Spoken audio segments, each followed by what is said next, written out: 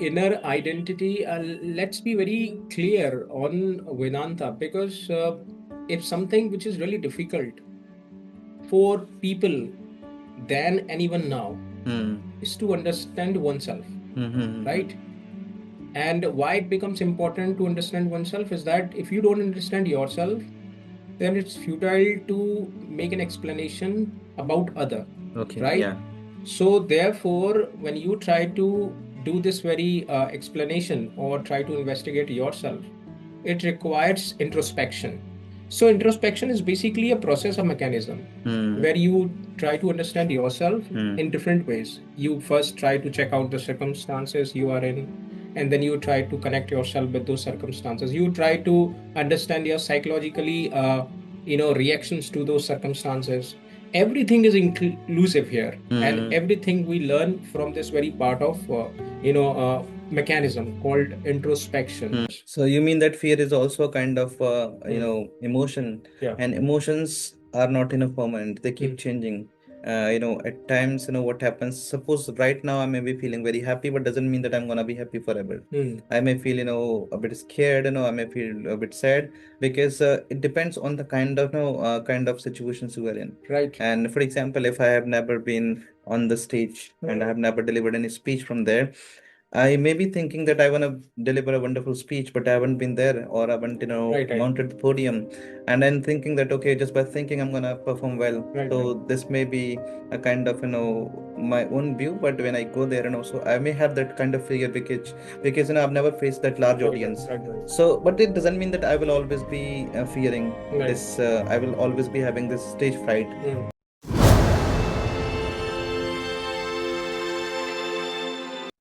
Yes, Robin, today I want to discuss about the Vedanta philosophy, especially for the leaders, because leadership is not all about having knowledge and having skills. It is all about having the clarity, mental clarity, and we also have to do away with the noise which is there in us, and we are also supposed to be fearless, especially when it comes to becoming a leader.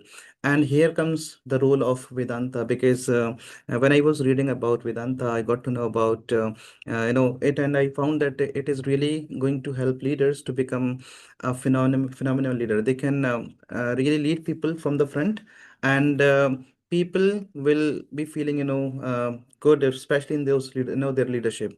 So this is something we will be talking about. So before we go deeper into it, let the audience know what the Vedanta philosophy is all about and how it can be beneficial for the leaders. Okay. I think we must be very specific about the word Vedanta. Hmm.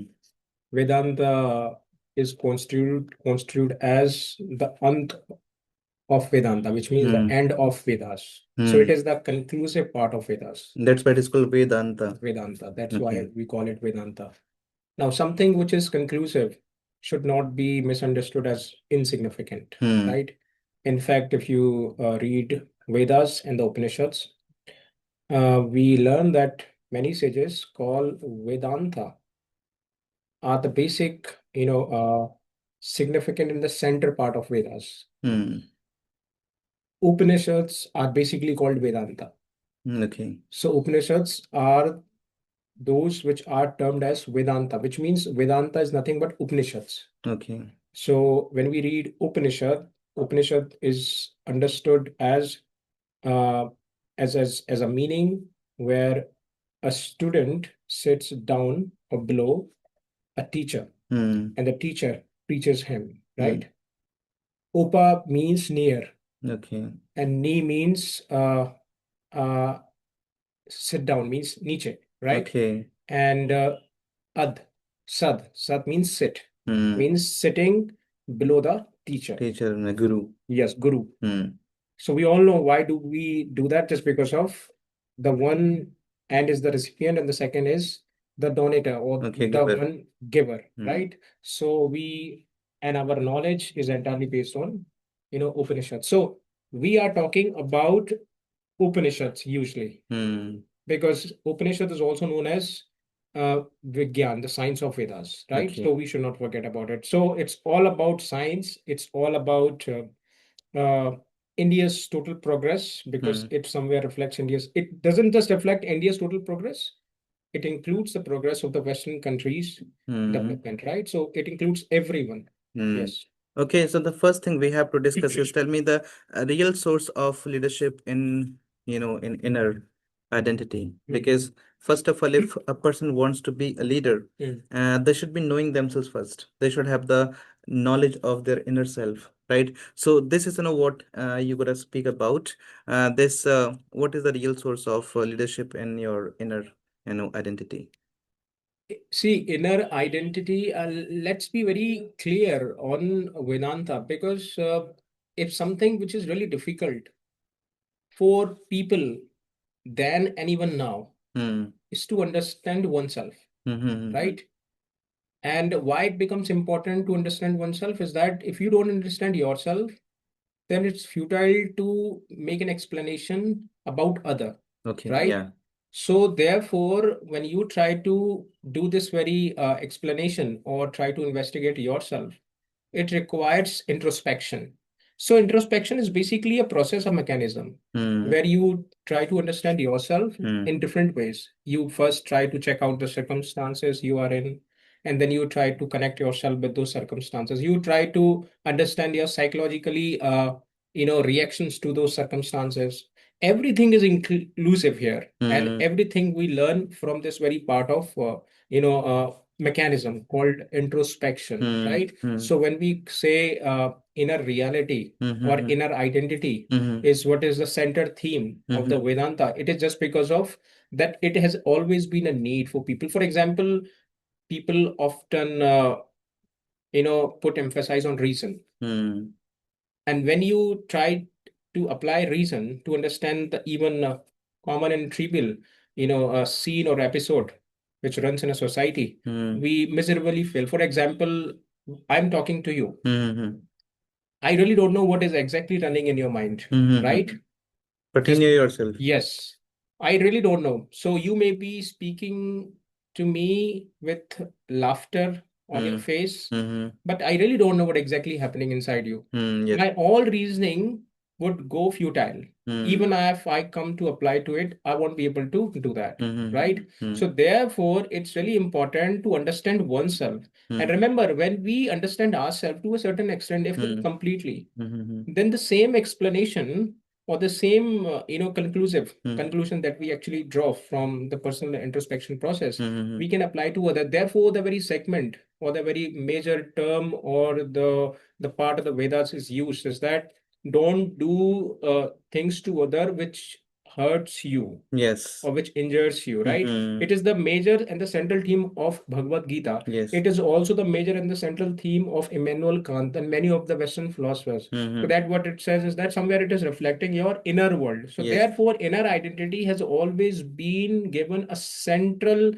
position in the Hmm. entire Vedas, and that's how we recognize it more widely. Yes, and why is it important to know ourselves? Because then we'll be able to know why we are the way we are. Hmm. Otherwise, we'll always be failing, right? Right. I've seen many people, I've seen myself as well.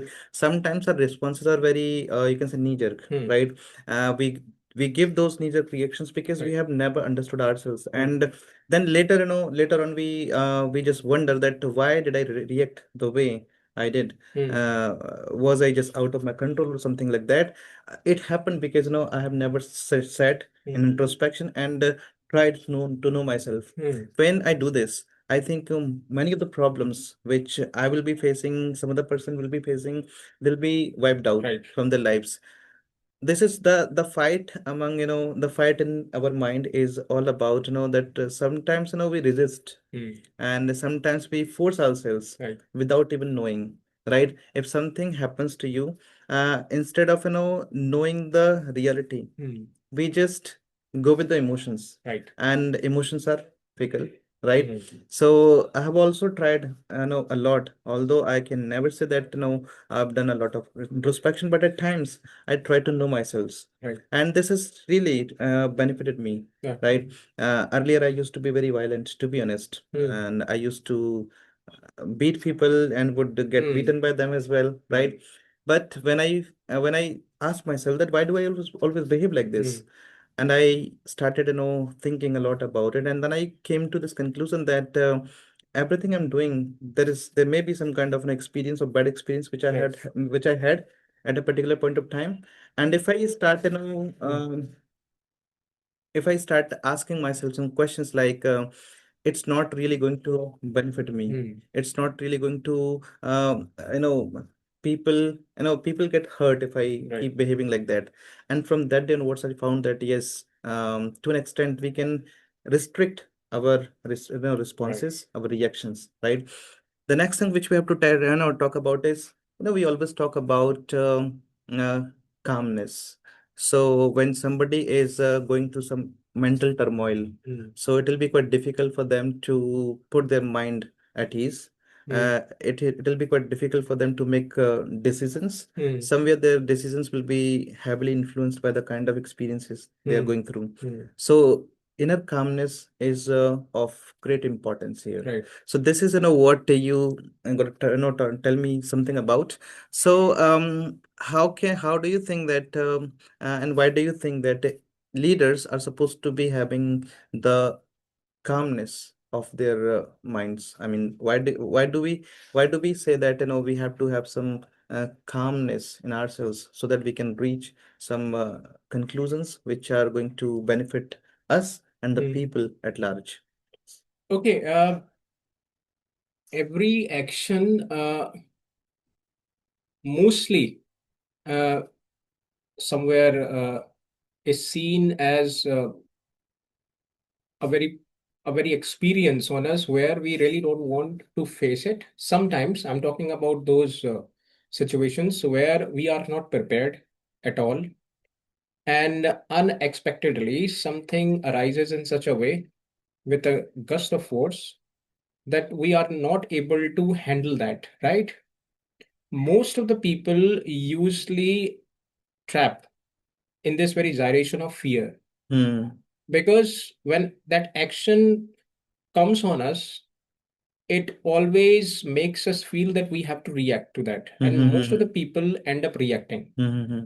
But the fact remains is that if you really want to make out certain thing as a solution, as a conclusion, Hmm. which you really want to have for the betterment of the situation, then you realize it's not reaction but a response which is required. Hmm. Yes. So our need is to form response, not reaction. Hmm. And therefore, it is really needful that we have to calm our mind, Hmm. because responses come only when your mind is in a well processing state. Hmm. What is well processing state is not when it is not affected by prejudices, when it is Hmm. not affected by possible anger, when it is Hmm. not affected by perturbation, aggression.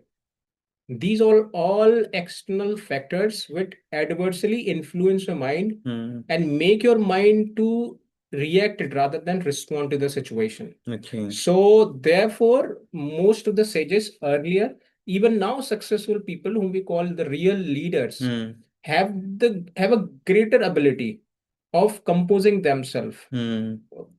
themselves, which many people really don't have. Yes. Most of the people easily get perturbed about the situation, Hmm. right? Yes. Yes. So, therefore, calming oneself is the most skillful thing which Hmm. one can learn, and in fact, Hmm. everyone must practice it. There is nothing at all one has to be gaining perfection on this very term, but it Hmm. is just that one must keep practicing in their routine life. It needs a lot of practice. Yes, It needs a lot of, you can say, introspection and, meditation as well. right, You have to sit down and try to know the right, activity of your mind, right, right?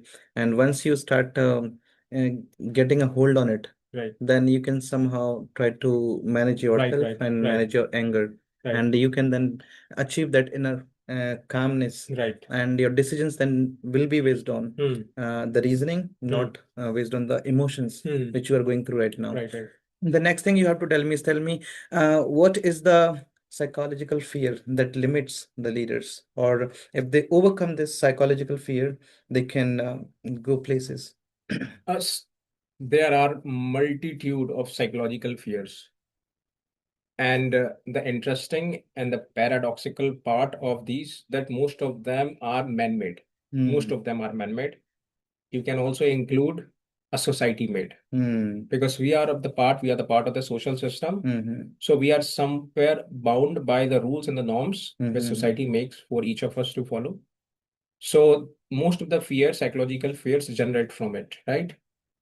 A wise person knows this very well, and therefore he is quite able to, divert that fear Hmm. and never allow his skill, his overall constructive aspect to be compromised in any way. Hmm. Therefore, we have seen many people in the limit of time Hmm. can perform the best of their work, Hmm.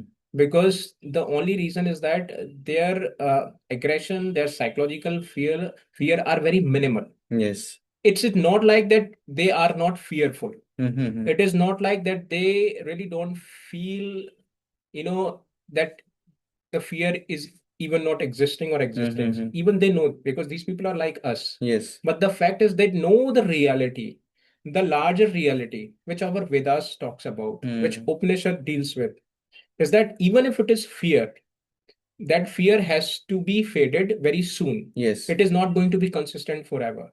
So this Hmm. very approach, when put into practice, it basically makes a person so much robust internally Hmm.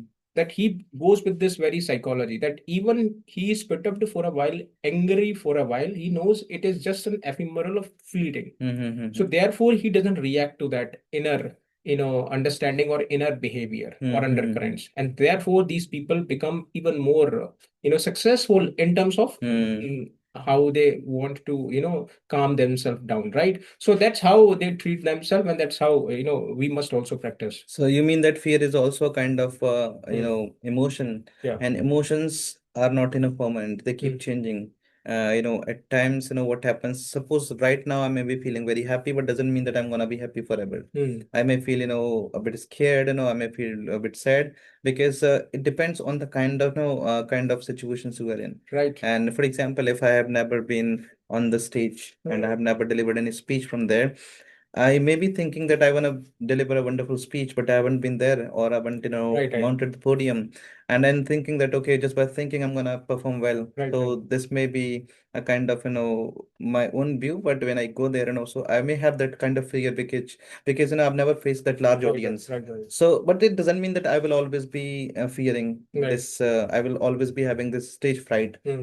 If I keep asking myself one question, that these people who are sitting there are just like me, Right. and those who have spoken from the stage Hmm. are also like me. Hmm. So if they can speak, right, why can't I? So I have to keep reinforcing this idea in my mind, and this fear from my mind will vanish someday. Yes, it will take some time because Hmm. it's been there for a long Right. time. Right. So this fear, if leadership, if leaders have this fear, this psychological fear in their minds, their leadership may be very Right. badly affected, right? If they keep this fear out, and if they've been practicing this, then I think they will be fearless, and their leadership will also mature with the passage of Right. Right. time.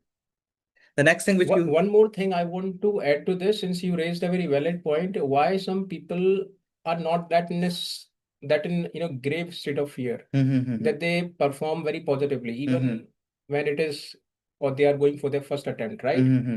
Yeah, these are instances that we Yes. often come across. Mm-hmm. And there are large number of people who are just, just saturated with this fear. Yes. Why? See, there is a distinction Mm-hmm. in their approaches. Mm-hmm. So the one who has fear but is able to calm that fear and not able to reflect it through the intention is that his entire focus is on the process rather Process. than on the conclusion, on the result of it. Yes.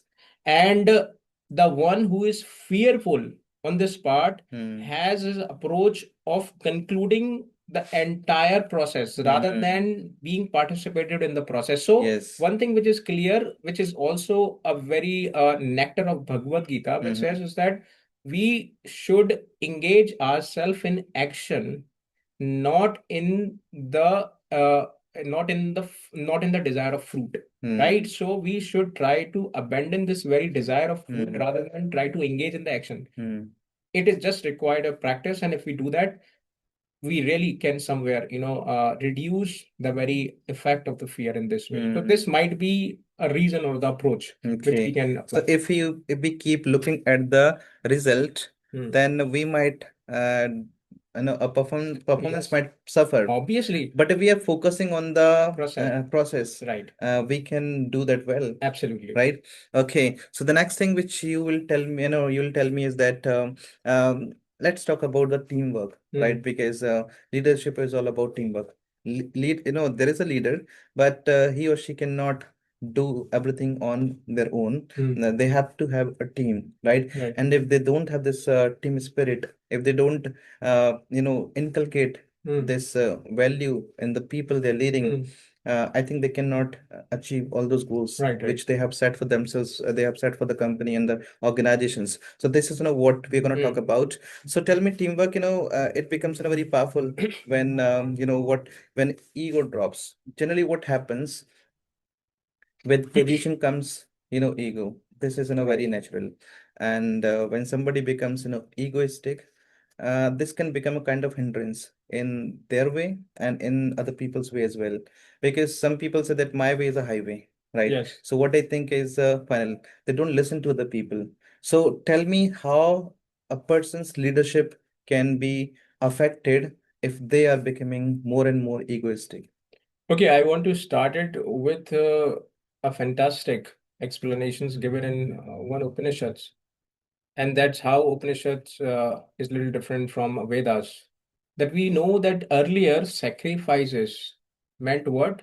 That we have to sacrifice something which is close to us. So Mm-hmm. there is a famous, a culture of sacrificing Ashwa, means Ghoda, Yeah, got it. Yeah. Ashwamedha. Yes. Basically, it is known as Astamay Yag. Yeah, Ashwamedha Yeah. Yagna, right?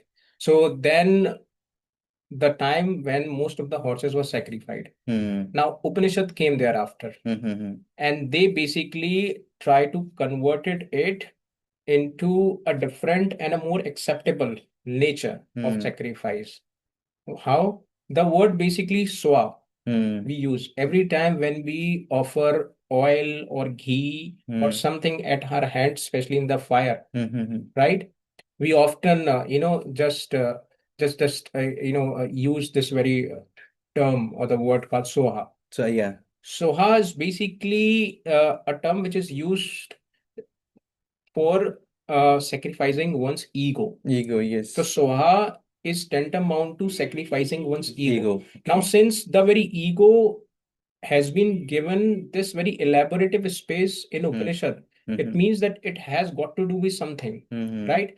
So, since we are talking about that ego must come down, Hmm. why? Because it is only ego Mm-hmm. which makes people completely uh, aloof from society, Mm-hmm. indifferent Mm-hmm. to sensitivity of people. Mm-hmm. Most of the arrogant people sometimes become successful, Mm-hmm. but their successful or their success are not, uh, long time or Mm-hmm. lasts long because their ego bring them down to the flow from where they started Mm-hmm. or even below Mm-hmm. to the point, right? Just because of their ego. So ego has to be faded, ego has to be completely eliminated. One thing which is really common in most of the successful people who are still successful people, Mm-hmm. that is that they haven't uh, accepted or practiced their ego, even when they know they are better than many Other people. people, yeah. And they always used themselves and their expertise, their skill as nothing but as just a gift given to them by the God, which Mm-hmm. means there is nothing which could be claimed as something which is personally given to them. So Mm-hmm. thereof they know this that whatever they are just Mm-hmm. because of the God. So therefore, we have also a specific slogan in Bhagavad Gita, "Eva dekar istema pharishu kadachana." Mm-hmm. Which simply means is that we must endow everything, Mm-hmm. on God. Endow here doesn't mean that we are giving something to the God. Mm-hmm. We are basically surrendering everything to God for whatever we are, for Mm-hmm. whatever we have gained as a success, money, everything. It is not Mm-hmm. our effort. Even we are not considering ourselves a doer. So Mm-hmm. therefore, this very ego plays a Mm-hmm. very significant and a notable, Mm-hmm. part in the Mm-hmm. entire process of Veda. I've also witnessed many people from, they were very successful, then they came down, Yeah. on the ground, Right. Right. just because, they started, growing more and more Right. arrogant. Right. One thing, Hmm. I've seen that these Right. people are the same who were very intelligent. Right. These people are the same who were very experienced, and they had been running the businesses for Hmm. many years, and they were very rich, right? Hmm. But they grew, more and more Right. arrogant, and arrogance takes you nowhere, Right. right? So if everything was in their hands, then I think they wouldn't have become, bankrupt. They wouldn't Right. have, failed in their lives. So why do we always have, this ego? I think this is gonna end you. This is gonna destroy you. This is Hmm. gonna destroy everything that you possess, right? So I think having ego is not going to take anywhere. Right. Ego, even Ravana, he was the very powerful person, right? He was a very powerful person, and I think he won all the three world, Right. Right. right? And he knew that, the Lord Rama, he was going to fight against Lord Rama. He knew that he was the incarnation of God himself, Right. but he was so drunk on power Hmm. that he didn't even give it a Hmm. damn. And then what was the end of that great king, mighty king? He was Right. turned to ashes, right? He was killed by Lord Rama. And this simply means that if you think that whatever I've gained in my life, that is just because I did everything. Right. You are being supported, Hmm. being, Right. protected by the force, the energy, which you may not be accepting, but this is the reality. Hmm. Otherwise, if it was not there, then why would people who were damn successful have come Right. down on the ground, right? And the next thing which we have to talk about is, tell me, it is important for a person to know that they're not perfect, because what I believe is, perfection is just a myth. Right. Because if you think that you have reached somewhere, then there are people who are Hmm. far ahead of you. Hmm. So considering yourself to be perfect is going to put a lid on a Hmm. potential. It is going to stop your growth, Hmm. right? And so this is, what we're going to talk about. So tell me, why do you think that courage and imperfection are fundamental Hmm. for growth? Okay. See, this is really an intriguing question. And why it is so? Because when I read Vedas, I found that the gods, sun, Hmm. moon, earth, and air are not even considered as God. We call them devas, Mm-hmm. right? In so The demigods. they are demigods, Hmm. right? So they are not exactly gods, they are Hmm. demigod. And then I'm really surprised. I mean, how it could be possible because we worship them mostly. These entities or heavenly bodies are consistently in their service Hmm. to us, Hmm. irrespective of our behavior towards them, Yes. right? So the water will continue to Flow. flow and pacify your thirst Mm-hmm. because it is its nature. Mm-hmm. No matter what, how do you treat with water? Mm-hmm. The water is not going to be affected by it. It will Mm. completely be in its duty, which It'll has keep been quenching your commissioned to it, thirst. right? It'll keep quenching the thirst. Obviously.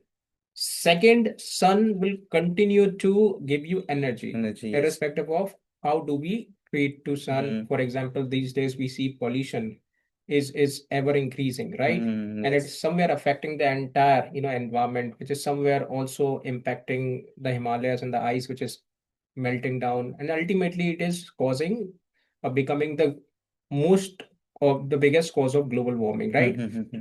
But still, sun continues to perform its action. Even the earth is continuously rotating at its axis. So they are doing their duties. In fact, they are not doing their duties. Everything is happening as what we have read in one of our previous book called when we were doing some review of the psychology. Psychological. Yes, Psychology is everything. psychology as a Deep Mm. Trivedi, right? Mm-hmm. Yeah. So he talked about very nicely that there are few things which are happening, and all these entities which we call demigods are the one making things happen, and we people are unnecessary doing things.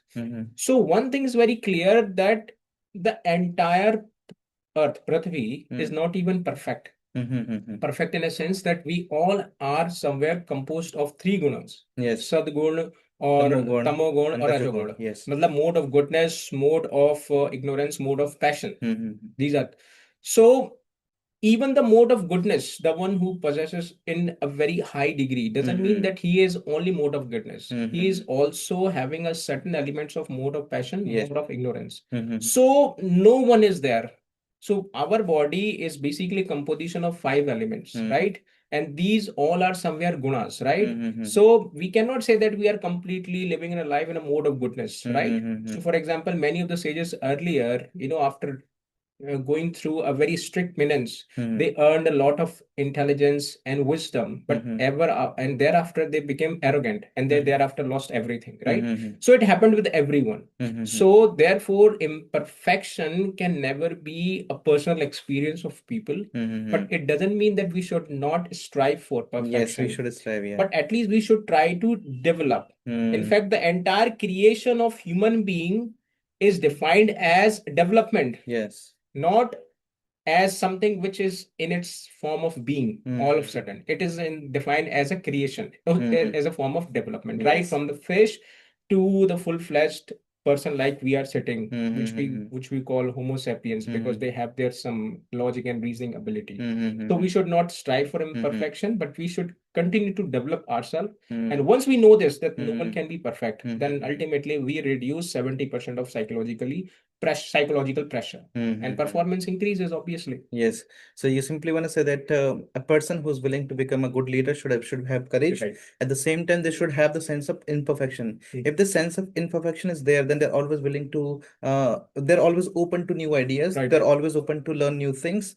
And if they keep learning them, so learning new things, they will keep improving themselves. As a result, their leadership is also gonna improve. Right. And once they are getting more and more improved with every passing day, they can lead people better in a better way, and this is going to be a win-win situation for themselves, for the people they're leading, and for the company and organizations Right. themselves. So this is something which we want to talk about. If all these things which we have talked about, which we found in the Vedas, especially in the Vedanta, so if anybody who is going to be become a good leader, if they start practicing these things, Right.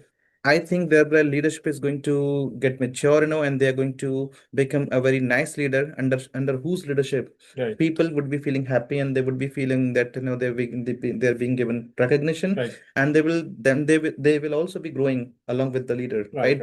And this is going to be a win-win situation for each and everybody. So with this, I'm going to take a leave, and I'll see you in the next video with another topic. Till then, take care. Bye.